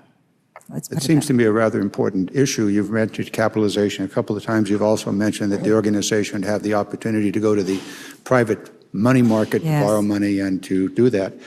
But is it the intention of this legislation to transfer the $5 billion, actually it's $6.7 billion, and the administration in its budget proposes to increase the fund, that is the unspent portion of the fund, by another $5 billion, so it would be like $11.7 billion in that fund. That is not my understanding. It's in the and budget. I will be It's more in the than glad to go president's into budget. it and It is take in the another look. president's budget. But we my knew this was point going to here be a is- tricky issue, so we wanted to discuss it with Well, Congress. what I'm trying to understand is the capitalization of this new organization. In your testimony, you indicated that it is $5 billion available for capitalization. Presumably, that means that money has been transferred to the new organization. No, I just said that is money that's available that's not being tapped by the airlines nor the by the airline airspace system, by the air traffic control system. Gentleman's time has expired. Thank you. Well, what do you think? I guess those $53 billion in assets were enough to get them started? I would call that last part a Freudian slip, wouldn't you? When she talked about who controlled the money, and she said the airlines, and she said, "Well, no, I meant the air traffic system." Yeah. Oops. Oh, well, yeah, it wasn't a good day for Secretary Chow, but that's okay. We all have, tough days, but she's got a tough job. Let's continue talking about the money. We keep hearing there won't be any user fees, so maybe they're going to get the money from that ticket tax. Let's listen to Representative DeFazio. Revenues. Apparently, there's an assumption that Congress will repeal the ticket tax. And I mean, right now, our current taxes are yielding about $14 billion a year. And, the ATO is 11.1. So that assumes Congress is going to repeal substantial taxes, I assume. That's correct. And then the new board will determine how to pay for the ATO. Okay. I see a nodding of the head. Yes. Thank you, Mr. Chairman. Okay, no ticket tax, no user fees. So where is the money going to come from? A lot of unanswered questions in this proposal. All right, so let's talk a little bit about CEO compensation. And what do you imagine the top employees here in the United States government get paid? Who's at the very top? I thought we were. Yeah, exactly. No? Okay. Well, the president of the United States, $400,000. Yeah, right. Probably nobody at the FAA gets paid that much, I'm guessing. I wouldn't think so, but then I don't know. Let's see what somebody could get paid under this new organization. This is Representative Johnson. My amendment would cap the compensation of the CEO of the ATC Corporation at an amount no greater than the current salary of the President of the United States. According to Title III of the U.S. Code, the U.S. President shall earn a salary of $400,000. I believe that many of my colleagues would agree that it is more than fair that the CEO of the ATC Corporation should not be allowed to earn more money than the Chief Executive of the United States. Despite the nonprofit status of the corporation, there is no guarantee that this corporation would not fall victim to the same greed or abuse as we might witness in any other nonprofit entities. In fact, nonprofit status does not immunize any organization against astronomical executive compensation. Many on this committee have drawn parallels between the proposed corporation before us today and the nonprofit civil air navigation operator in Canada with Nave Canada. I can think of no better example in support of my amendment than to point out that the CEO of NAV Canada makes a startling $3.2 million per year. Well, that's a nice salary increase for whoever's going to run air traffic control. Well, I'm sure that somewhere in the fine print that we missed, there is a clause that says that our air traffic manager would never make that much money. Well, that was the amendment that Representative Johnson proposed this morning. And unfortunately, that amendment failed. The committee didn't pass it. Oh, it's kind of strange, isn't it? I mean, if they're a not-for-profit and their fiduciary responsibility is to the system, I wonder why they'd need so darn much money, or at least the guarantee of so much money. Well, altruism doesn't come that cheap anymore. You gotta pay for it. Well, that is true. Oh, dear. Well, so there's another aspect to this as well. Of course, we've talked about how all the assets would get transferred to it. And it turns out that once it gets transferred, we have no say over what happens. But there's an interesting idea that Representative Larson thought could happen. Let's listen. There are many nonprofits that make a profit. And one of the incentives here could be that the CEO, there are no limitations on CEO compensation in this new private corporation, can say, gee, if you show a surplus in a given year, we will pay you a bonus of X percent of the surplus. We will pay you $1 million bonus, whatever, if you run a surplus, because of concerns about the stability of the organization. So if the CEO decides to sell off a couple of $1 billion worth of real estate, then the CEO might well get a cut of that. There's no restriction on that. So I think all the arguments the gentleman made, plus Mr. Nadler made, plus the fact that there could be an incentive for the CEO of this corporation to move assets, to move them and sell them, things that are valuable, things that not only the flying public, but the general taxpayers of the United States of America pay for. I mean, you could make the argument about the Statue of Liberty. That was, government owns that. We want to transfer it to Disney or, someone else. Why should they'll run it in a nonprofit sense. Why should they pay for it? I mean, it's already been paid for. They'll charge more admission. So it wouldn't be fair. I mean, that's the underlying argument here. But it would be more efficient. And Representative Schuster countered and said, well, the Statue of Liberty was given to us. It was free. And Representative Larson said, no, he was talking about the land underneath it. And that's actually where a lot of this value is. All of these FAA facilities, they're located on land. Some of them in very expensive areas, New York, Long Island, something like that. Corporation can perhaps, centralize all that, sell the land, keep the money. Yeah, the longer we talk about this, Max, the less comfortable I am beginning to feel. Well, it gets better. Hey, Representative DeFazio wants to talk a little bit about ticket taxes. Let's take a listen. Okay. Revenues. Apparently, there's an assumption that Congress will repeal the ticket tax. And I mean, right now, our current taxes are yielding about $14 billion a year. And, the ATO is 11.1. So that assumes Congress is going to repeal substantial taxes, I assume. That's correct. And then the new board will determine how to pay for the ATO. Okay. I see a nodding of the head. Yes. Thank you, Mr. Chairman. I thank the gentleman. And let me start off first by... Well, that's a good deal, huh? Cut the ticket tax. Yeah, airline passengers will love that. Yeah, but it really begs the question, where are they going to get the revenue from? Oh, don't trust me on this. It will work out. I believe you. Hey, Representative Bustos was also questioning Secretary of Transportation Chow and talking about the private corporation and how it might make things better. Take a listen. And thank you, Secretary Chow, for being here today. I really appreciated in your opening statements when you're talking about the airspace, and your quote was that you want to protect it, quote, especially those in the rural communities.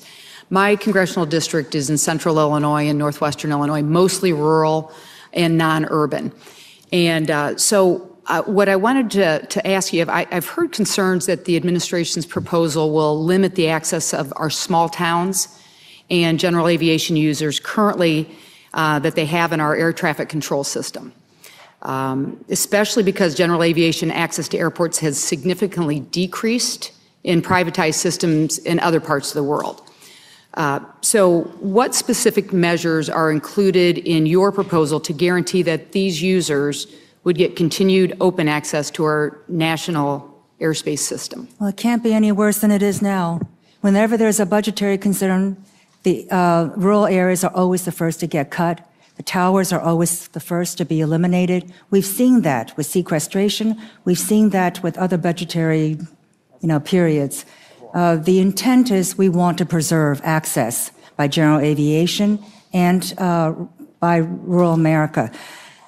We understand that's going to be difficult, which is why we put that out there and we said we want to work with you. How do we make that happen? If you are open to ideas that we have, we're very, very, if you are open and have ideas, we're very open to talking about that because rural America is important. Thank you.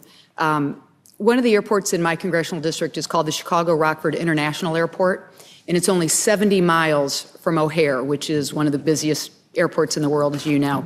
A major economic driver there is actually cargo. It's one of the top 20 cargo airports in the nation. So do you believe a private air traffic control board will have an incentive to prioritize flights out of O'Hare in the airspace rather than allow flights from Rockford to take off, again, 70 miles away? And would communities like Rockford, the one that I just described, have any protections in that kind of circumstance under your plan?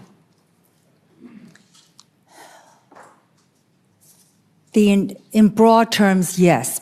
Specifics, no. So that's where we're open to working with Congress on this. Okay, can you drill down on that? I'm not sure if I understand. We would like to preserve it, and if you have ideas, we're more than glad to entertain it. Okay, and are there any ideas that currently you have or the folks? Well, I think some kind of essential air service probably will have to be maintained. But again, I can't make a commitment about that at this point because I don't have permission to say that. But rural America overall is an important aspect. We were thinking about putting a separate title or something, but we're again open to discussion about that. Wow. Okay. Yeah. All right. I'm following all this. I'm still not feeling really good about it, but I'm following it. Yeah, if you were from Rockford or from rural America, how would you feel about that commitment to maintaining air traffic services in those areas? I guess I would be asking the Secretary, how could you be at this point in this discussion and say, well, we don't really have that figured out yet. What do you think? I wouldn't be feeling real warm and fuzzy about that. No, it was pretty stunning that the main answer was, we're open to your ideas. Well, wait a minute. You're the folks proposing this. Tell us your plans.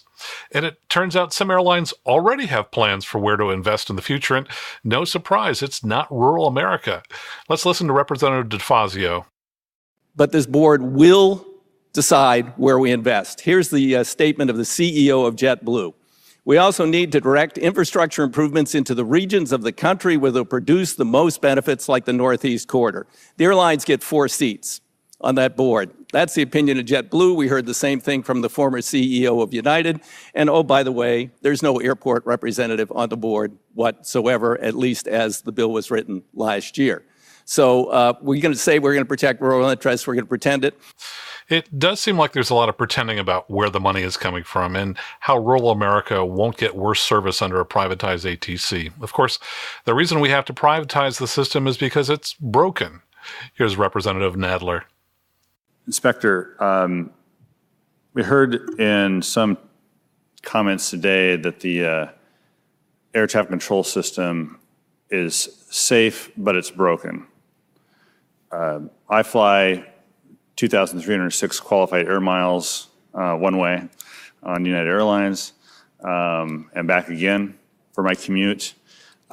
Can this system be safe and broken, or should I drive?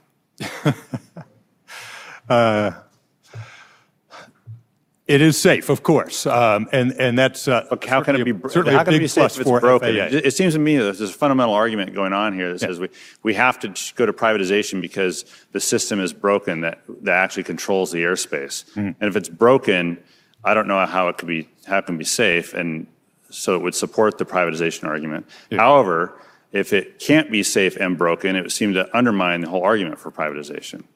I would characterize the system currently, it certainly is safe, and the record shows that.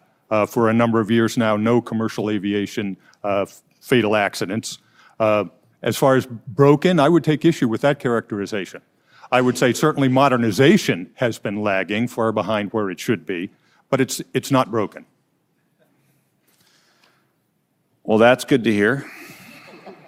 I'll cancel my car rental. Wait a minute. I thought the system was broken.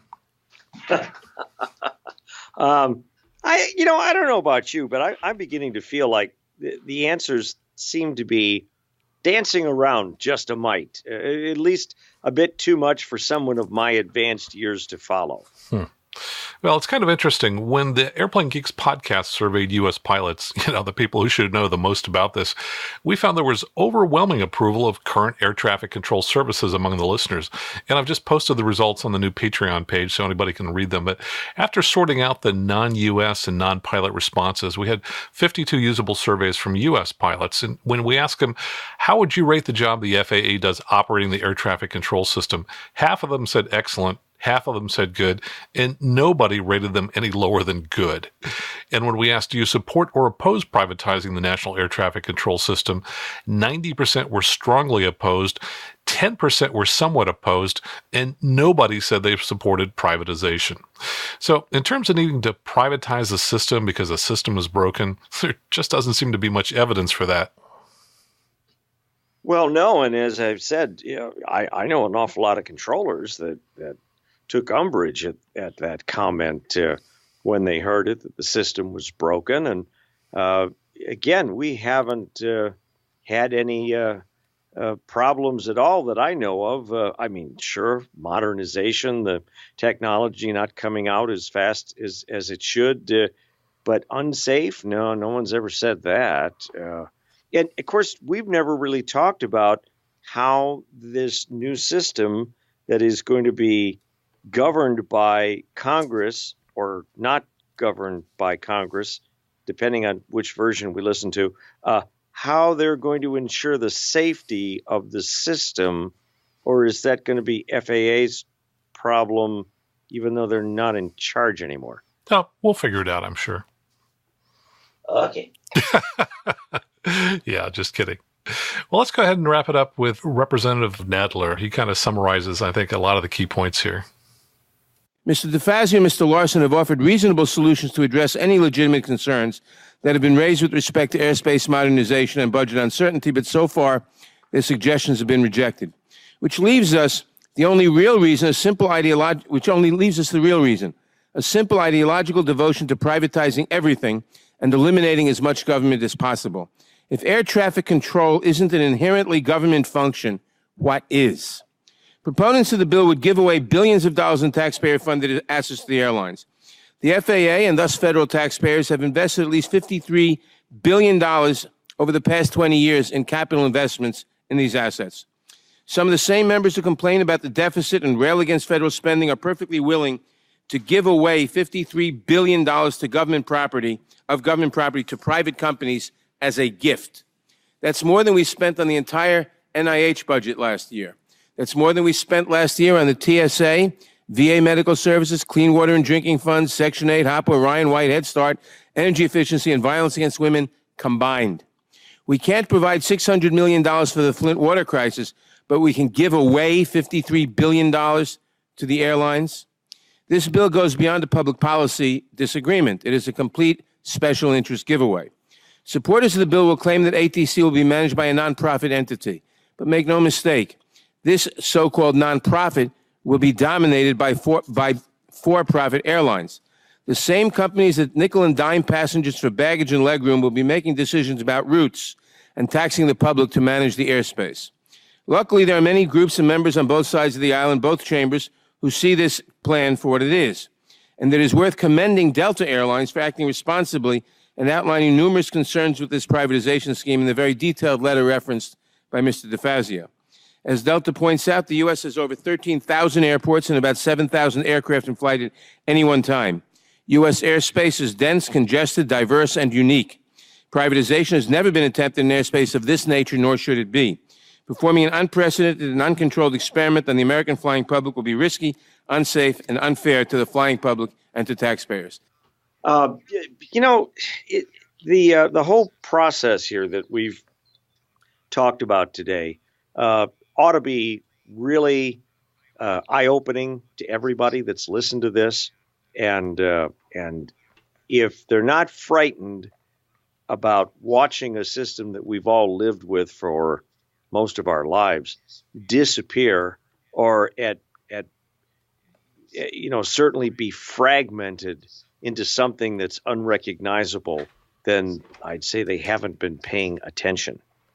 Yeah, I think there's a tremendous amount of risk that we're looking at here with very unproven benefits. And the reference points that were being used, privatization in the UK and Canada, boy, they're not even close to the system that we have here in the United States. They're just a tiny fraction of the size of what we're looking at here in the United States. And all the evidence from all the pilots we're hearing from around the world is that privatization has really been at the detriment of general aviation. So let's go ahead and wrap it up with Jack's call to action. Jack Pelton said, go out to GOVT, short for government, govt.eaa.org,